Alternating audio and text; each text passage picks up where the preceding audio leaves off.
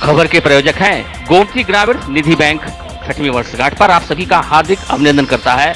Banking सेवाओं के साथ ही सिक्योर्ड लोन उपलब्ध। Cobb apparels, Mukeriganj, Azamgarh. हर फैशन के कपड़े, हर मौसम के कपड़े। Buy 1 get 3 flat 50% off on shoes. Kashi electric, Bhanwarnath, Azamgarh. E scooty का exclusive showroom wooden touch, Bhanwarnath, Azamgarh. और hotel park green near hydel चौराहा, सिधारी, आजमगढ़।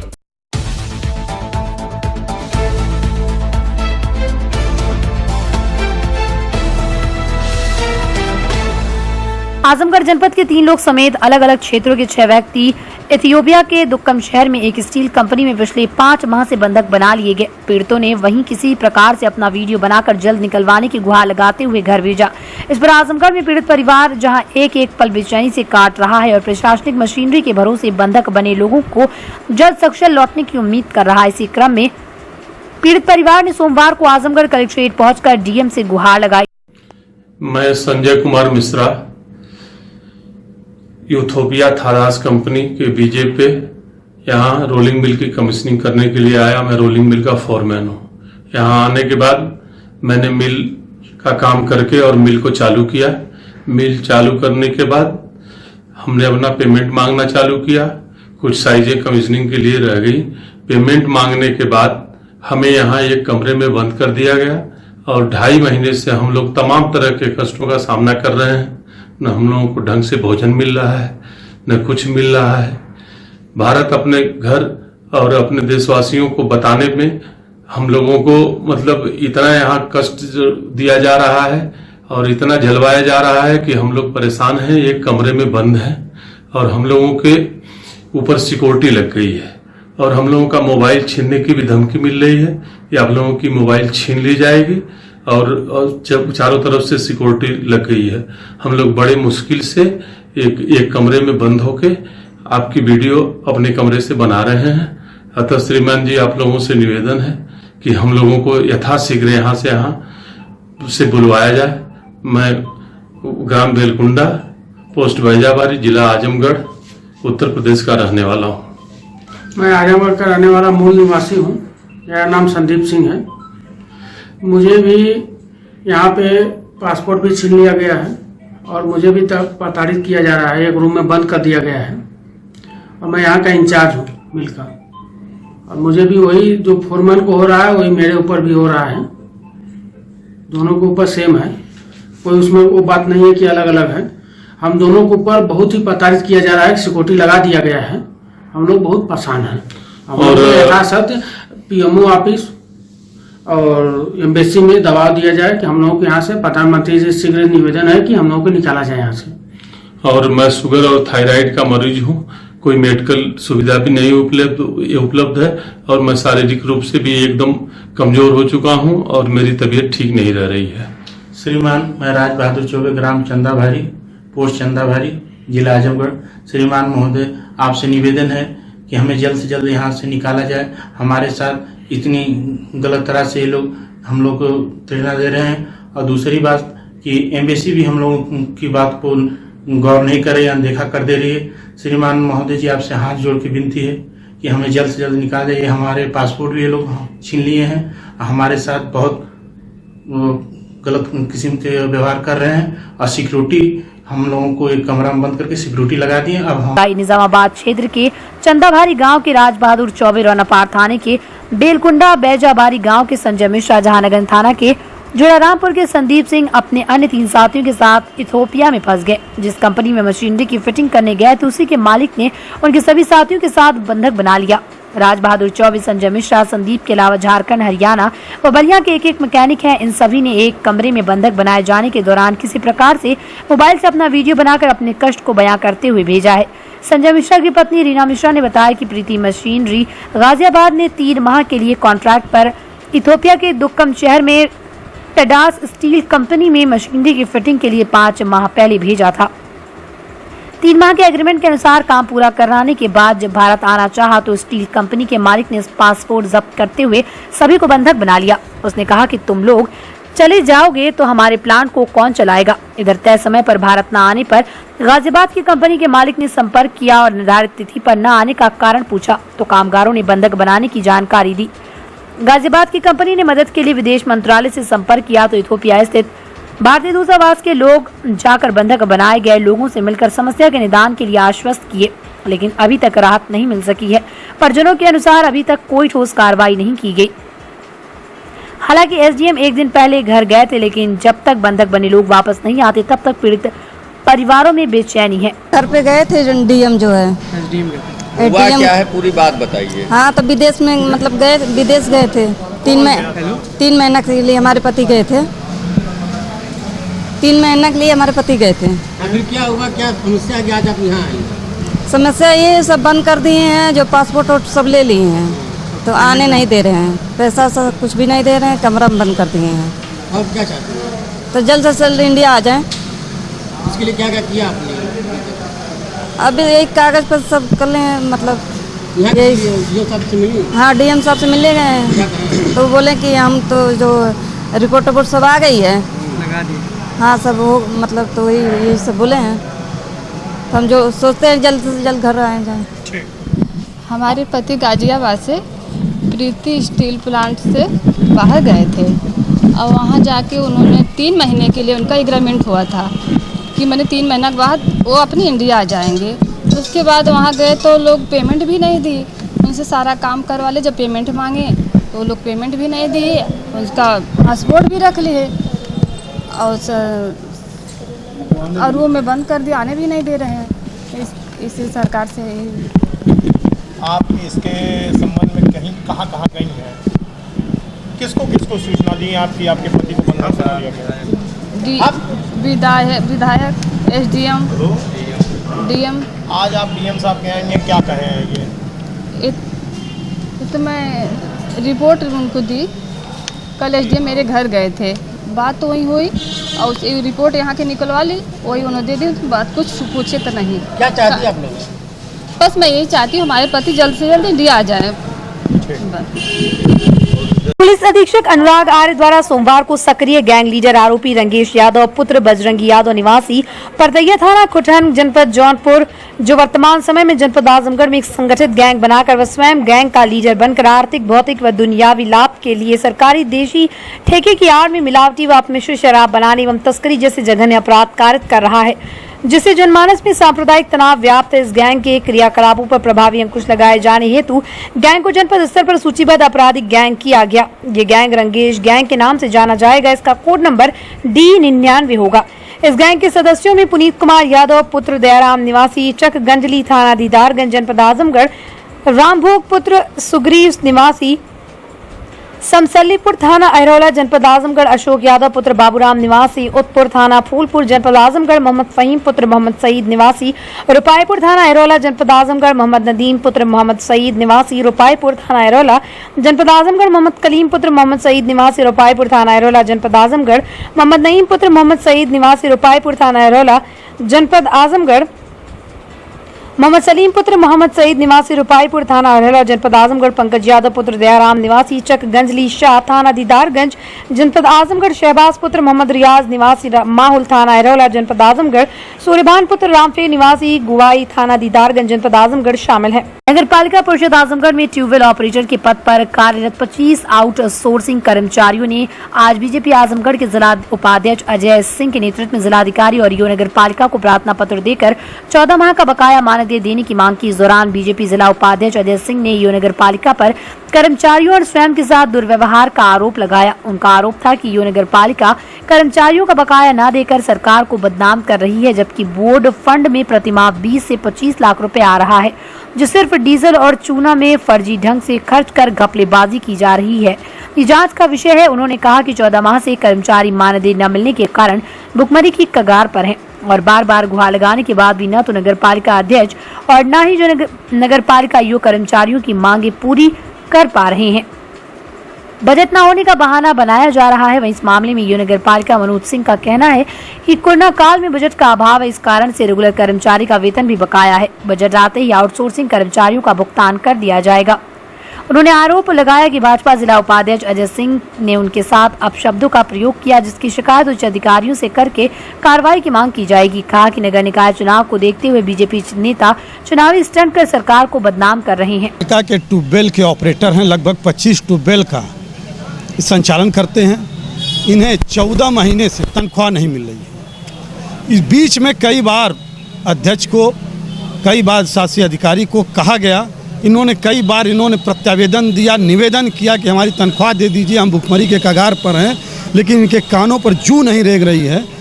तो आज चूँकि मैं नगर पालिका का चुनाव लड़ चुका हूँ, आज इन्होंने संपर्क किया और कई दिनों से ये संपर्क में थे हमसे और रो रहे थे, इनका परिवार रो रहा था कि हम भुखमरी के कगार पर हैं और ये इनकी तनख्वाह नहीं दी जा रही है। तो मैंने कहा कि आज चलिए, आज मैं शासी अधिकारी नगर पालिका और डीएम साहब से भी कहूँगा कि ये क्यों तनख्वाह नहीं मिल रही है। लेकिन एक तो तनख्वाह भी नहीं मिल रही है और शासी अधिकारी द्वारा इनको डांट के भगाया जा रहा है और लगातार इनसे कहा जा रहा है कि अभी 5 साल की जब तक बीजेपी की गवर्नमेंट रहेगी तब तक आप लोगों की तनख्वाह मैं नहीं दूंगा। और ये शासी अधिकारी सरकार को बेइज्जत करने का काम कर रहा है। इसको हम बेइज्जत नहीं होने देंगे, इसको बेइज्जत नहीं करने देंगे। और ये लगातार सरकार की छवि को धूमिल कर रहा है। पर्याप्त पैसे मिल रहे हैं शासन से, 20 से 25 लाख रुपया ये बोर्ड फंड में हर महीने जुटा रहे हैं, लेकिन 20 से 25 लाख रुपया ये चूना और डीजल में खर्च कर दे रहे हैं। अब इनको हिसाब देना पड़ेगा। जनता हिसाब मांग रही है, ट्यूबवेल के ऑपरेटर हिसाब मांग रहे हैं और ये ट्यूबवेल के ऑपरेटर जा रहे हैं तो वो धक्का दे के बाहर निकाल रहे हैं शासी अधिकारी। मेरे पूछने पर मुझसे दुर्व्यवहार। ये आउटसोर्सिंग कर्मचारी हैं, ये डायरेक्ट हमारे कर्मचारी नहीं हैं। हम आउटसोर्सिंग का टेंडर करते हैं ठेकेदार को, ठेकेदार से ही हम सप्लाई मांगते हैं और ठेकेदार के माध्यम से ही इनको पैसा जाता है। ठेकेदार पहले इनको पैसा देता है, फिर बिल हमको प्रस्तुत करता है, तब हम उसको भुगतान करते हैं। ठेकेदार द्वारा ऐसा कुछ नहीं किया गया।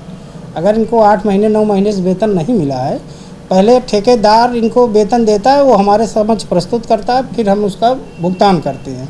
और इधर राज्य वित्त में कटौती कोरोना काल से होने के कारण मतलब हमारे रेगुलर कर्मचारियों का भी 1 माह का रुका है, सफाई का भी रुका है और ये जलकल का भी रुका है। हमने पैसे के लिए शासन को अवगत भी करा दिया कि धनराशि की उपलब्धता नहीं है, इसलिए वेतन नहीं दिया जा रहा है। ऐसे ही हमारे पेंशनरों का भी बकाया है।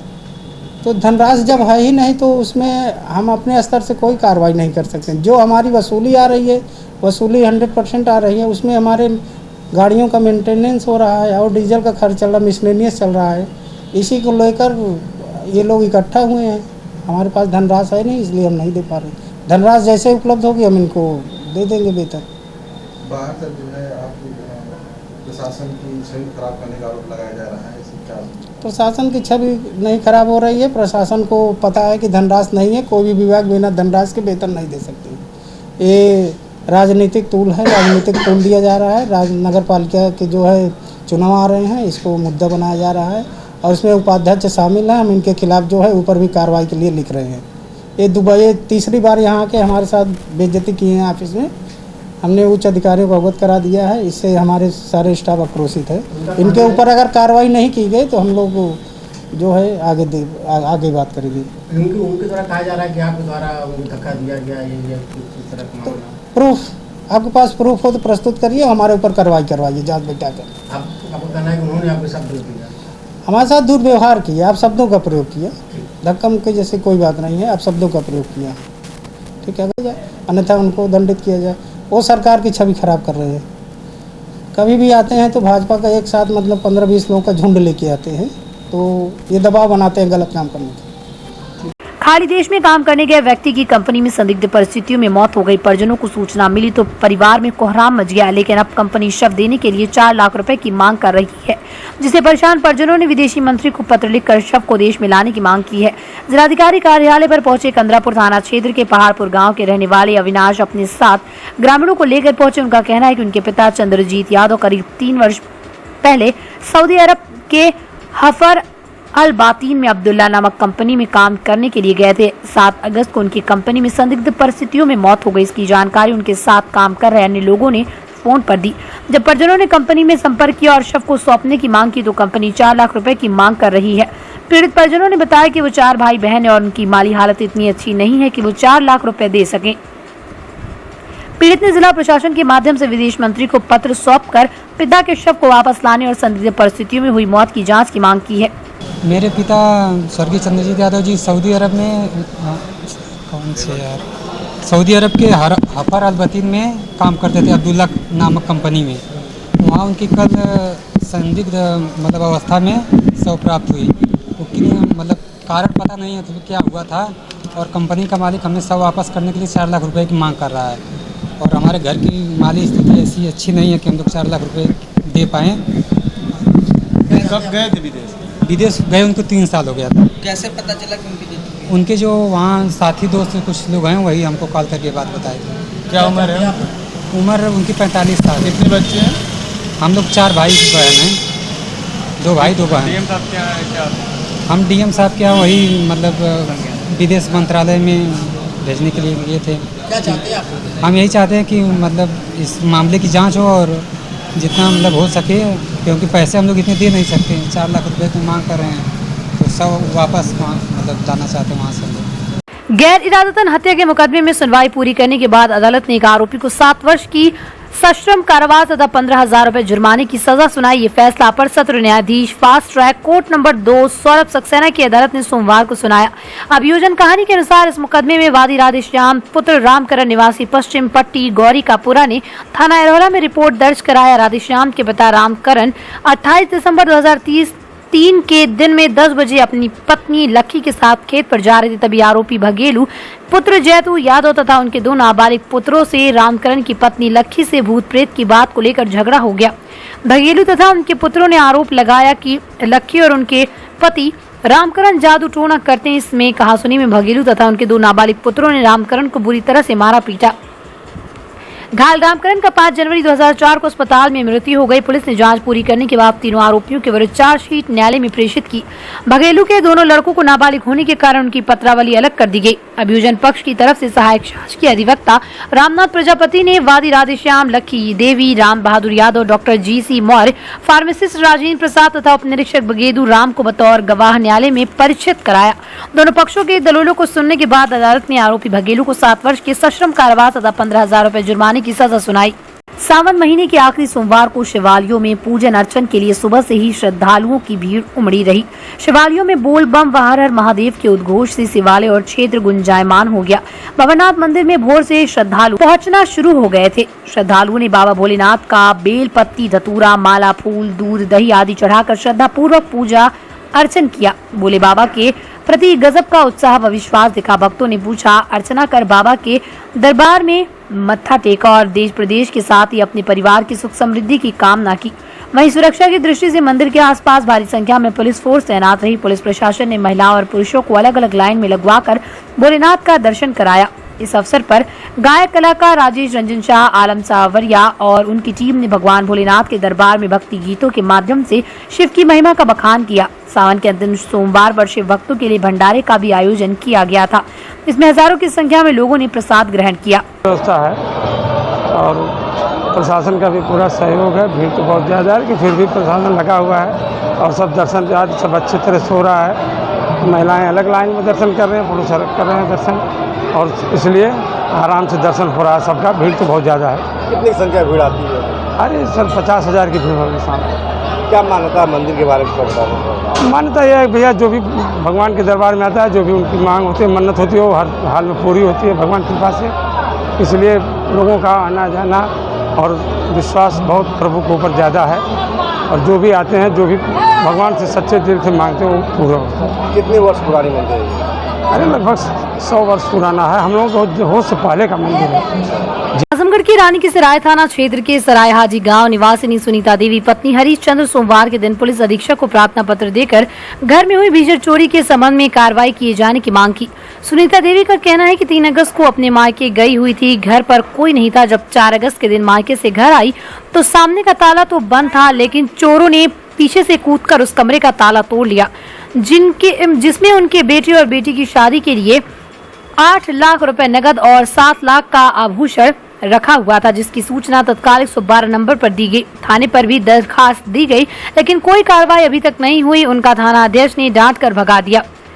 पीड़िता ने बताया कि उसके पुत्र और पुत्री की शादी तय हो गई है। पुत्र का बर्छा भी हो गया, इसलिए नगद और आभूषण घर पर रखा हुआ था, जिस पर चोरों ने हाथ साफ कर लिया और अब उनके सामने सबसे बड़ा संकट बेटे और बेटी की शादी करना है। सुनीता ने रो रो कर पुलिस अधीक्षक से न्याय की गुहार लगाई है। कब हुई, कहाँ पे? 3 तारीख की चोरी हुई है। 3 तारीख की चोरी हुई है रात में। हम 3 तारीख को अपने घर चले गए थे, माँ के घर, और रात भर वहीं रह गए। सुबह आए हैं, सुबह आए तो देखें हमारे घर में बाहर का गेट तो बंद है, अब पीछे से कोई पीछे की साइड से कोई कूद कर हाथे में से जिस कमरे में रखे थे पैसा वैसा, उसी कमरे का थाला टूटा है और सारा सामान उठा के ले गए।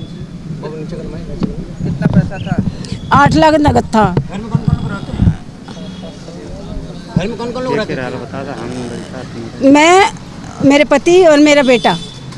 इतना पैसा क्यों रखती थी? क्या क्योंकि मेरे 2 बच्चों की शादी एक साथ थी, मेरे बड़े बेटे की और मेरी बड़ी बेटी की। बेटे का तो परीक्षा हो गया था 18 तारीख को और बेटी का होने वाला था, लेकिन मेरा सारा पैसा चोरी हो गया। थाने पे गए थे? मैं थाने पे गई, मैंने रिपोर्ट भी लिखवाई, लेकिन मेरी कोई सुनवाई नहीं, मुझे डांट के भगा दिया।